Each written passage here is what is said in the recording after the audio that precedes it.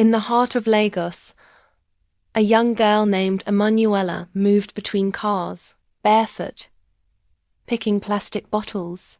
She was only 18, yet her eyes looked older. Life had hardened her, sharpened her. She had no family, no roof over her head. Her only shelter was the back of an abandoned kiosk near the main market. Each day, she rose before the sun, collecting enough plastic to earn a little money for bread and sachet water. On good days, she might afford beans or gari. One evening, while walking toward the bus park area, she heard screams. A small boy had broken away from his nanny and was running toward the road. A fast car was coming. Without thinking, Emanuela dropped her sack of bottles and dashed forward. She grabbed the child just as the car screeched to a stop, barely missing them. The nanny came rushing, trembling. People gathered. Some clapped. Some stared. But before she could understand what had happened, a black SUV pulled up. A tall, fair-skinned man in his late 20s stepped out. The boy ran to him. "Daddy!" the child cried. The man hugged him tightly, then looked at Emanuela. Their eyes met, and just like that, her life began to change. The man's name was Ethan Williams, billionaire hotel owner, young, powerful, and always in the news. He thanked her for saving his son and offered to give her money. She shook her head. "I didn't do it for money," she said quietly. Ethan was surprised. She had dirt on her face. Her dress was torn at the hem, yet she had more dignity than most people in suits. "At least let me do something for you," he insisted. She hesitated, then finally said, "I just want work. Any kind of work."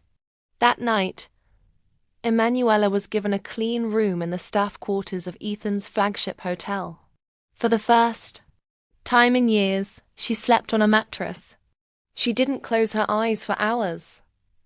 Was this real? Could it vanish by morning? But when she awoke, a hotel uniform lay on the chair, crisp, brown, and waiting. Her name tag read, Emanuela J. Her first days at the hotel weren't easy. She was posted to laundry. The machines were noisy. The work was tiring. Some staff laughed behind her back. "That's the bottle girl," they whispered. But Emanuela didn't respond. She worked hard, learned fast, and kept to herself. Ethan, watching from afar, noticed her dedication. He'd visit the laundry area just to catch a glimpse. His staff wondered why their boss suddenly cared about the laundry section, but no one dared question him. One day, a guest spilled red wine on a white designer dress. The laundry staff panicked. It was an expensive brand. Emanuela quietly took the dress, treated the stain, and returned it spotless. The guest was so impressed that she tipped the manager and asked who had cleaned it. Ethan heard of it and smiled. "Promote her," he told his HR manager. But the HR woman frowned. "Sir, people may talk." "She's already getting attention," Ethan said. "Let them talk. I don't reward silence. I reward excellence." Meanwhile, Emanuela's past started trailing behind. A blogger took a photo of her near the staff gate and posted it online. Billionaire's hotel hires former street girl.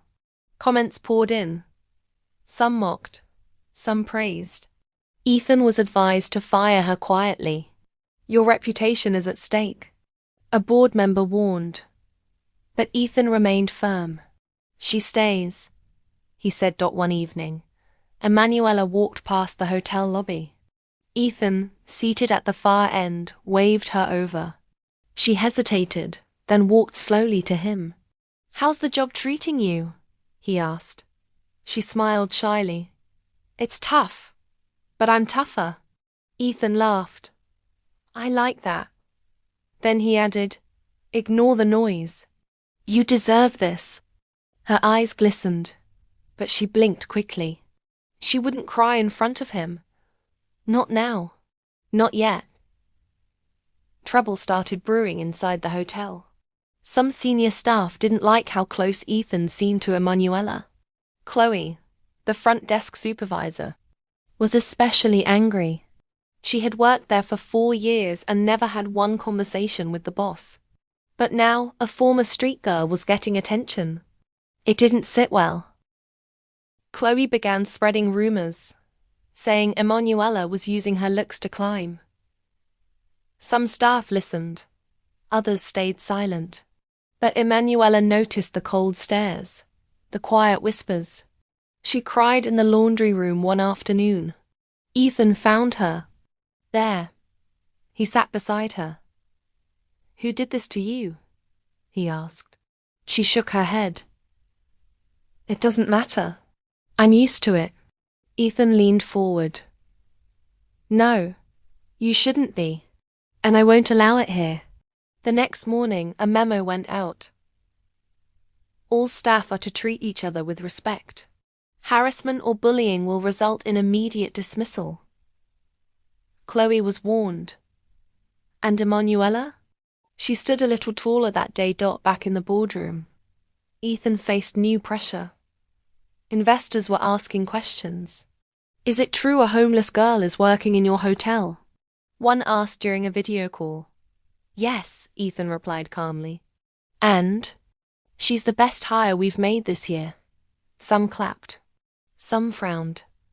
One older investor said, "This isn't a charity, Ethan." Ethan leaned forward.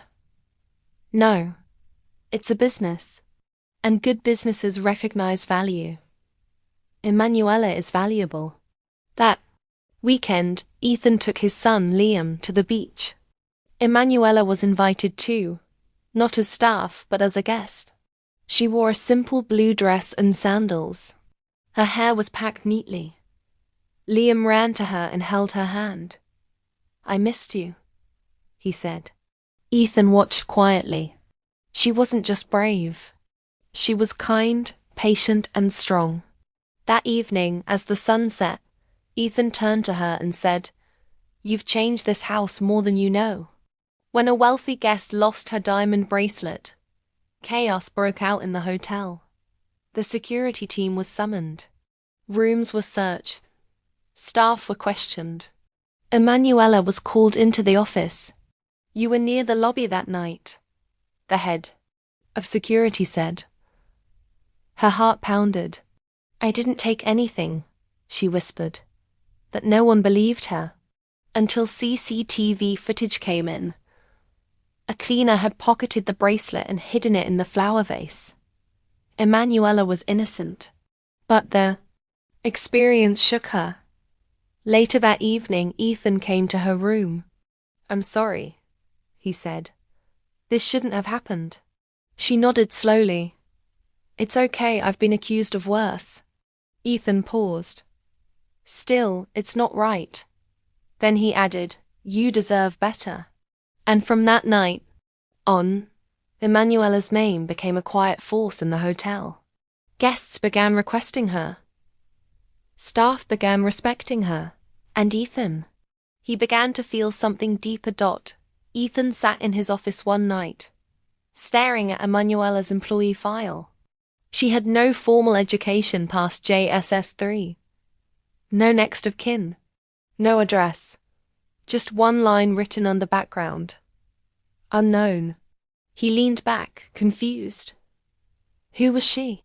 How did she survive all these years? His curiosity grew, not just as a boss, but as a man who wanted to understand her. Emanuela, on the other hand, was trying her best to stay invisible again. The attention scared her. She knew what attention did.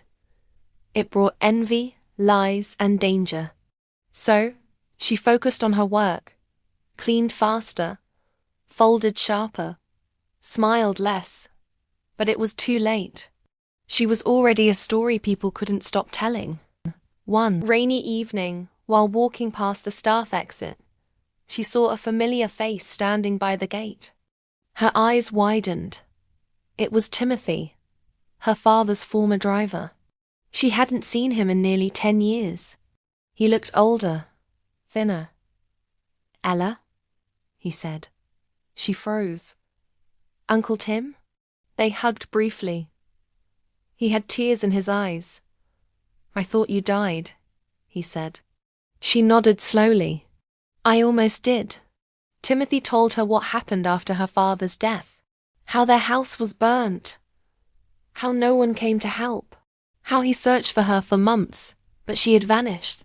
Emanuela listened quietly. Her past was clawing back. But this time, she wasn't the helpless girl running through streets.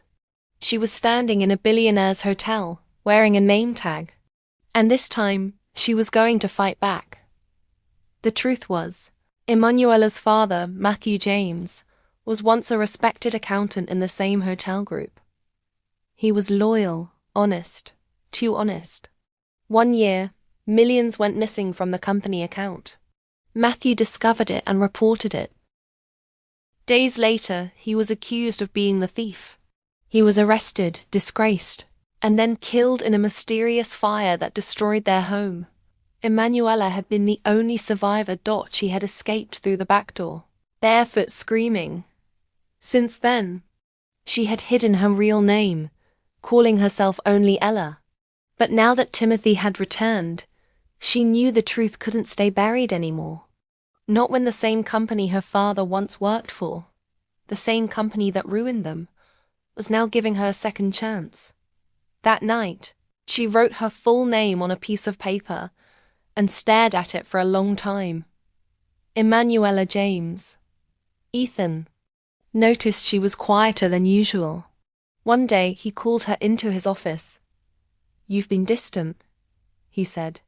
She tried to smile. "Just tired, sir." He tilted his head. "You can talk to me, you know." She looked at him for a long time, then said softly, "What if I'm not who you think I am?" Ethan leaned forward. "Then tell me who you are." She stood there, heart racing. Should she tell him? Could she trust him? Or would he see her as a liar too? The next day, Timothy came to the hotel with a brown envelope. Inside were old photographs, documents, and a faded ID card. Ethan called a meeting with the legal team. "This woman," he said, pointing at a photo of a younger Emanuela beside her father, "is not just a staff. She's the daughter of Matthew James." Ethan stared at the photo for a long time. The resemblance was clear. Same eyes, same chin, same fire. His legal team was stunned. "If this is true," one lawyer said, "then her father was wrongly accused, and the company covered it up." Ethan dismissed them and called Emanuela to his office. She entered slowly, unsure of what he'd say. "Why didn't you tell me earlier?" he asked. "I was afraid," she said. "People don't believe. Girls like me. Especially when the truth sounds bigger than our status." He nodded slowly. "Well, I believe you. And I want to help." She looked up at him, eyes watering. "You don't have to." "But I want to," he said firmly. "You've earned that." Word began to spread. The daughter of Matthew James was alive. Some staff whispered. Others panicked. Chloe, who had mocked her for months, went silent. The senior board members began calling emergency meetings. They knew what was coming. One of the board members, Mr. Richard Cole, had been the man behind Matthew's fall. He framed Matthew too. Cover his own tracks. And now, the daughter of the man he ruined was back with evidence. Richard sent someone to offer Emanuela a settlement. 10 million naira. "Just disappear quietly," they told her. She tore the check in half. "Don't want money," she said. "I want truth." Ethan called a full board meeting. He brought Timothy along as a witness. When Emanuela entered the boardroom, heads turned. "This young woman," Ethan said, "is the daughter of Matthew James." A man this bored accused without proper investigation. He laid out the documents, the photos, the statements. Richard shifted uncomfortably. There's no proof. Timothy stood and said, I saw it. I kept silent for years, but no more. Ethan added, the proof is in your fear. Richard stormed out of the meeting. That night, Emanuela stood alone on the hotel rooftop. The wind blew through her hair. She felt powerful, but scared. Exposing the truth came with a price, but she was ready to pay it. The press got hold of the story. Headlines exploded. Matthew James' daughter returns to clear his name, from street to boardroom. The Emanuela story. Some didn't believe it. Others called her a hero. Guests flooded the hotel in support. Business boomed. But inside the company, war had begun. Old secrets were shaking. And Emanuela stood at the center of it all. One morning, Ethan called her into the conference lounge. Waiting inside was a gray-haired woman in a navy suit. This is DCI Allen, he said. She works with the Federal Investigation Bureau. DCI Allen smiled kindly. We've reopened your father's case, and we need your help. Emanuela nodded slowly. Whatever you need, I'll give. She gave them her full statement. Timothy gave his too. The officer promised results. You're brave, she told Emanuela before leaving. Don't. Stop. Women like you change nations. The next day, someone broke into Timothy's apartment. They tore up documents and stole his phone. It was a clear warning. Emanuela panicked. They're trying to silence us. Ethan tightened her security. Cameras were installed. Bodyguards were assigned. Still, she felt cold inside. They're afraid of you now, Ethan said one evening. And they should be. A few days later, DCI Allen returned with a sealed file. We found something, she said. Inside were original audit reports hidden for years, showing that Matthew James had flagged suspicious accounts weeks before he was accused.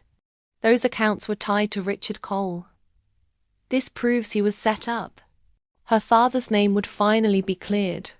Justice was close. The battle was almost over. But the biggest revelation was still to come. Ethan stared at the files DCI Allen brought in. As he flipped through, he paused at a particular page. Something about the dates and signatures didn't sit right. He handed it to his personal investigator, a quiet genius named Jeremy. 3 days later, Jeremy returned with a bombshell. Sir, he said, these fake accounts weren't just used to move money. One of them is still active. And guess what? It's under a name tied to Emanuela James. Ethan's eyes widened. What? Jeremy continued. But it wasn't.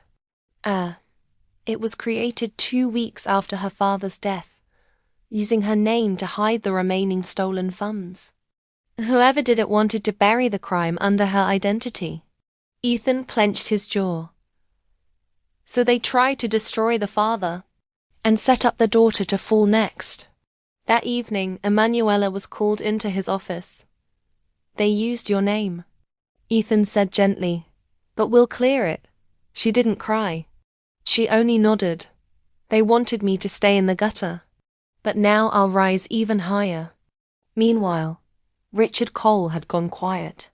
But his son, Daniel Cole, took over where his father stopped. Daniel was dangerous, smoother, more modern, but just as ruthless. And now, he wanted Emanuela silenced. Let's give her a taste of real power, he said to his men. The next morning, Emanuela arrived at work and found her locker broken into. Inside was a dead rat and a note that read, "Back to the gutter, bottle girl." Ethan was furious. "I'm pressing charges." But Emanuela said, "No. Let me show them I don't fear filth. I came from it. And look at me now. She walked proudly into the lobby, chin up, eyes forward. She was no longer a victim. She was a fire spreading fast. Ethan organized a gala to celebrate the Foundation's new initiative for street girls. Emanuela was the keynote speaker. She wore a gold gown. Her hair was braided and styled in a crown. When she walked into the event hall, phones clicked. Heads turned. People stood. She walked past billionaires, senators, celebrities, not as a cleaner, but as a queen. On stage, she took the microphone and said, "I was once invisible, a girl no one saw behind a kiosk. But one day, someone gave me a chance. And I didn't waste it. Today, I speak for the thousands still in the shadows." The hall roared with applause. Even those who once doubted her stood in respect. That night, Emanuela James became a national name. After the gala, her life changed again, but this time on a bigger stage. Newspapers called her the voice of Lagos streets. Videos of her speech went viral. Girls from slums and shelters began writing letters to the hotel, calling her their role model. But Emanuela remained humble. Every morning, she still showed up to work on time. She still smiled at guests. She still called her co-workers Sir and Ma. Ethan watched her grow from a distance. He saw how she moved with grace, even under pressure, and something inside him began to shift. He wasn't just proud of her. He was drawn to her, but he kept his feelings hidden. She had already faced enough gossip. He didn't want to put more weight on her shoulders. Still, every time she smiled at him across the hallway, his heart skipped. One afternoon, a surprise visitor walked into the hotel. A tall man in a fitted grey suit, clean-shaven and sharp-eyed. "I'm looking for Emanuela James," he said. Security called her immediately. When she came downstairs, she froze. "Uncle Ben," she said slowly. He nodded. It's been years. Ben was her mother's younger brother. The last time she had seen him, she was barely 10. He had moved abroad and cut off contact after the scandal. "I saw you on the news," he said. "I didn't know you were alive." They hugged tightly. Tears rolled down her face. He told her he had been in Canada, working as a professor, too afraid to return after what happened to her parents. "But now that I know the truth, I want to reconnect. And support you," he said. Emanuela felt something deep inside. Part of her broken family. Healing. That evening, Ethan invited Emanuela to the hotel rooftop. The city lights sparkled below, and the air was quiet. They stood side by side, looking over Lagos. "You've done something rare," he said. "You turned pain into power." She smiled gently. "I had help. You believed in me." He looked at her for a long moment. "I've never met anyone like you, Emanuela." There was silence. Their eyes met, and for the first time, neither of them looked away. "I know people talk," he said. "They twist things. But I need you to hear this clearly. I admire you. Not as a project, not as a staff, but as a woman." Her breath caught. "I've been trying to hide it," he continued, "but I can't anymore." She said nothing at first. Then slowly, "I don't want to lose what we've built." "You won't," he said softly. "This is not a scandal. This is real." Emanuela sat alone that night, thinking about Ethan's words. No one had ever seen her like that before. Not as someone to pity, but as someone to love. Her heart wanted to say yes, but her mind warned her. She had just started rebuilding her life. Was now the right time for romance? She couldn't sleep. The next morning she went to Ethan's office. He looked up, hopeful. She smiled and said, "I'm not ready yet, but I don't want to walk away either." Ethan nodded. Then I'll wait, no pressure. And just like that, something beautiful started between them. Quiet, slow, and real. With the James Foundation growing fast, Emanuela became busier than ever. Her days were now filled with meetings, interviews, and visiting shelters across Lagos. But even with her new status, she remained grounded. One afternoon, while inspecting a renovation at one of the shelters, a young girl tugged her sleeve.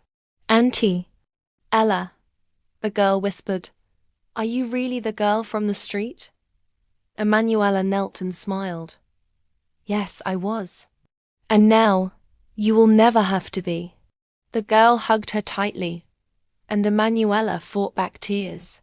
She wasn't just changing her own story. She was rewriting the stories of hundreds of girls like her. That night, as she walked back into the hotel lobby, guests applauded. Someone had printed a banner above the reception desk. "Welcome home, Emanuela.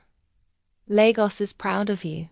She smiled, but deep inside she knew her past hadn't fully let go. One morning, Emanuela received a private letter, no name, no sender. Inside was a single photo. Her father in handcuffs, being led away, surrounded by flames in the background. Written on the back were the words, "Some fires never die." Her hands went cold. She rushed to Ethan's office. He looked at the photo and frowned. "Someone's trying to scare you or silence you." "Should we go to the police?" she asked. "Not yet," he replied. "Let's watch and prepare. If they want to dig up the past, let's make sure we're 2 steps ahead." That evening, Emanuela sat alone in her room. She wasn't afraid, not anymore. She had been through the worst and survived. But this warning meant one thing. Someone dangerous was still out there. The next week, Emanuela organized a large event through the foundation. A citywide outreach called Rise from the Dust. It would bring food, clothes, and job support to over 500 street kids. On the day of the event, cameras rolled, music played, children danced. As she stood on the stage to speak, a man in a brown coat stood in the crowd. He watched quietly, then whispered into a phone, "She's stronger than expected. We'll need to change plans." The man was Daniel Cole, Richard Cole's son. Unknown to many, Daniel had been secretly running his father's illegal business, Empire. And now, Emanuela's rising popularity was threatening their dark network. "She's exposing too much light," Daniel told his associate, "and we don't survive in the light." That night, he made a call that would put Emanuela in real danger. 2 days later, while Emanuela was reviewing foundation files in her office, the hotel lights flickered. Then everything went dark. Security rushed to restore power, but within minutes, fire alarms started blaring from the basement. Emanuela stepped out, confused. Staff ran. Guests screamed. Smoke filled the hallway. Suddenly her phone buzzed. A private number. She picked. A deep voice said, "Now you'll feel what your father felt." The line went dead. She froze. Ethan appeared behind her. "We need to move." They rushed downstairs. Sprinklers kicked in. The fire had been started. From the electrical room, intentional sabotage. No one was hurt, but the message was clear. This was personal. Ethan turned to her later and said, "They want you to stop. They want you scared." "I've lived in fear before," she whispered. "I won't go back there." The fire incident hit the news instantly. Reporters claimed it was a random fault. But Ethan knew better. And so did Emanuela. She called a private meeting with her foundation team. "From now on, we increase security. Every document, Every report must be backed up. If they think they can silence us, they're wrong. Meanwhile, Ethan dug deeper into Daniel Cole's movements. With the help of a private investigator, he uncovered money laundering, stolen land deals, and illegal offshore accounts, all hidden under fake charities. "This is how they destroyed your father," Ethan said. "But this time we'll expose everything." As for Emanuela, she prepared for war, not with fists, but with truth. Her name had been dragged through fire before. This time, she was ready to burn everything down and rebuild with truth. Emanuela and Ethan set up a secret task force, just 4 trusted people. Their mission: collect every piece of evidence linking Daniel Cole to the fire, the cover-up, and the crimes that destroyed her father. They worked late nights. Timothy brought old contacts. Ethan's lawyer contacted tech experts.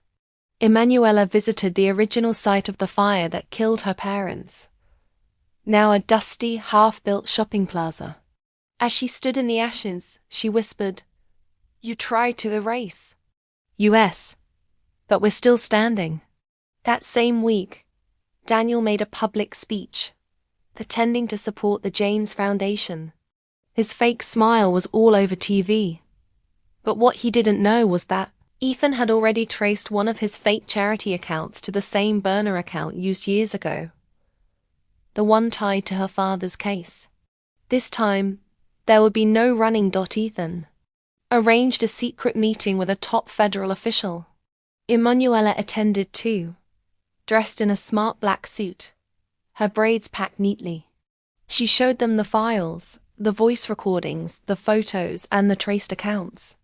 The officer stared at her for a long moment and said, "You're not just brave. You're dangerous to people who thrive in lies." He promised to start an official investigation. By the next day, the news broke. Investigation launched into decades-old Williams Holdings fraud. Daughter of framed employee brings billionaire crime network to light. Daniel Cole's mansion was raided. His phones were seized. His face hit the headlines, not as a leader, but as a criminal. The country was on fire, and Emanuela had lit the match. Daniel tried to run. He booked a private flight under a fake name. But by the time he reached the airport, federal agents were already waiting. He was arrested and dragged into a black SUV. The image of him in handcuffs spread fast. Meanwhile, Emanuela stood in front of a crowd of girls at one of the new shelters her foundation opened. She smiled and said, "Justice is not just about courtrooms. It's about giving the next generation something better than fear." That evening, the president's office sent her a letter of recognition. Ethan smiled as she read it aloud. "For courage, resilience, and restoration, Nigeria thanks you." But Emanuela wasn't done. "Until every girl on the street has a voice, I'll keep going," she said. And she meant it. Chloe stood quietly in the hotel kitchen, staring at the TV screen as reporters praised Emanuela. Something inside her cracked. She had spent years trying to bring Emanuela down. But now, all she saw was a woman who refused to stay small, no matter what was thrown at her. That afternoon, Chloe walked to Emanuela's office and knocked. When she came in, she didn't speak immediately. Then finally, she said, "I judged you wrongly. I'm sorry." Emanuela looked at her, nodded slowly, and replied, "It takes strength to say that." Chloe offered a shaky smile. "If there's ever anything I can do to help the foundation." Emanuela smiled warmly. "There is. We need women who know how to rise and how to lift others." It wasn't friendship yet, but it was a start. Ethan invited Emanuela to a quiet dinner by the beach. The air was calm, the waves gentle. Lanterns glowed softly on the table. They spoke about the journey, the battles, the scars, and how far she'd come. Then Ethan reached into his pocket and placed a small silver key on the table. "What's this?" she asked. "It's the key to a new building. The government just approved land for the Emanuela James Academy, a school for girls who've been forgotten." She gasped. "You did this?" He shook his head. "You did. I just believed in you." Tears filled her eyes. "Thank you, Ethan." He held her hand gently. "The world may have thrown you away, but look what you became." They sat in silence, watching the stars. From behind a kiosk to behind a legacy. And still, her story wasn't over. Construction for the Emanuela James Academy began quickly. The news spread across Nigeria. The once forgotten street girl now had a school named after her. And not just any school, but one meant to raise leaders out of dust and pain. She chose the site herself, close to the very neighborhood where she once picked bottles. "Let them see what hope looks like," she said. Children gathered every day to watch the machines work. Parents came to thank her.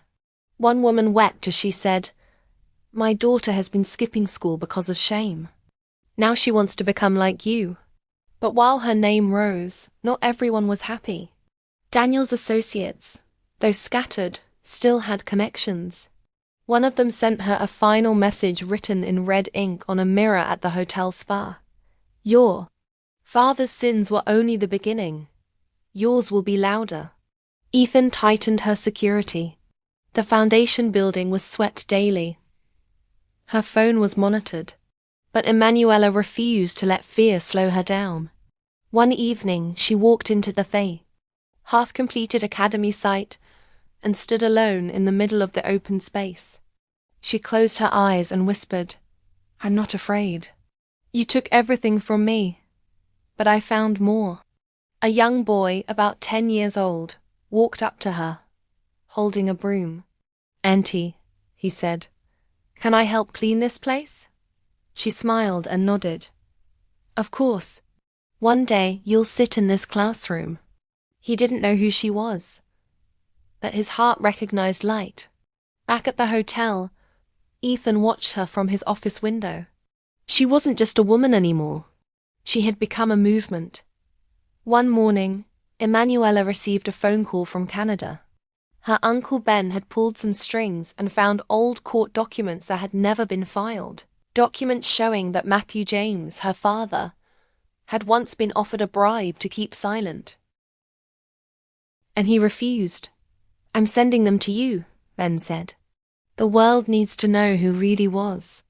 With those papers, Emanuela contacted a filmmaker who had once reached out to tell her story. Together, they began work on a documentary, "The Fire and the Daughter." The idea shook the nation. TV stations offered to air it for free.